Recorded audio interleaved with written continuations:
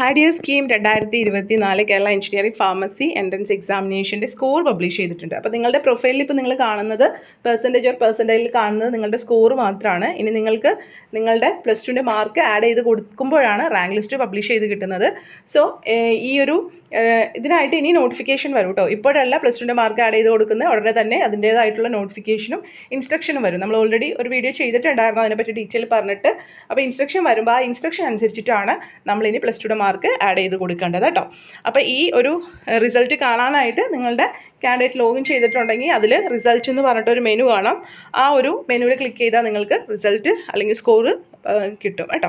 അപ്പോൾ നമ്മൾ ഒരു ഫൈനൽ ആൻസർ കീ എൻട്രൻസ് കമ്മീഷൻ്റെ വെബ്സൈറ്റിൽ കണ്ടിട്ടുണ്ടായിരുന്നു. ആ ഒരു ആൻസർ കീയിൽ കുറേ ക്വസ്റ്റ്യൻസ് ഡിലീറ്റ് ചെയ്ത് കളഞ്ഞിട്ടുണ്ടായിരുന്നു. അപ്പോൾ എങ്ങനെയാണ് ഈ ഒരു മാർക്ക് ആഡ് ചെയ്യണേന്ന് പറഞ്ഞിട്ട് നമ്മളൊരു ഡീറ്റെയിൽ വീഡിയോ ചെയ്തിട്ടുണ്ടായിരുന്നില്ലേ, അതുപോലെ തന്നെയാണ് ഇപ്പോൾ ഇതിൽ പറഞ്ഞേക്കുന്നത് കേട്ടോ.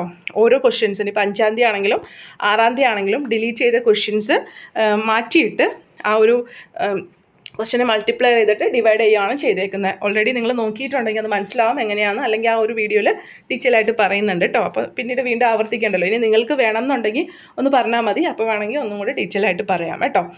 അപ്പോൾ ഇനി ഇതിൽ പറഞ്ഞേക്കുന്ന മറ്റൊരു കാര്യം എന്ന് പറയുന്നത്, നമുക്ക് ഈ ഒരു എൻട്രൻസ് എക്സാമിനേഷൻ്റെ ആ ഒരു റാങ്ക് ലിസ്റ്റ് എന്ന് പറയുന്നത് നമുക്കറിയാം.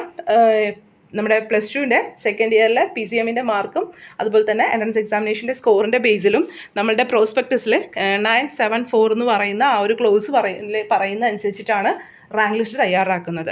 അതുപോലെ തന്നെ BPharmൻ്റെ റാങ്ക് ലിസ്റ്റും അല്ലെങ്കിൽ ഇൻഡെക്സ് മാർക്ക് കാൽക്കുലേറ്റ് ചെയ്യുന്നത് ആ ഒരു ക്ലോസ് 974F എന്ന് പറയുന്ന ആ ഒരു ഇതിലാണ്. നോക്കിയാൽ നിങ്ങൾക്ക് കാണാനായിട്ട് പറ്റും കേട്ടോ. അപ്പോൾ നമുക്ക് BPharmന് ഫിസിക്സും കെമിസ്ട്രിയുടെ മാർക്കാണ് എടുക്കുന്നത്. നമ്മൾ +2ൻ്റെ മാർക്ക് സാധാരണ എടുക്കാറില്ല. അപ്പോൾ ആ ഒരു രീതി തന്നെയാണ് ഈ വർഷവും വന്നേക്കുന്നത്. വ്യത്യാസങ്ങളൊന്നും തന്നെ ഇല്ല കേട്ടോ. വീഡിയോ ഇഷ്ടമായെങ്കിൽ ലൈക്ക് ചെയ്യണേ. Take care. Thank you.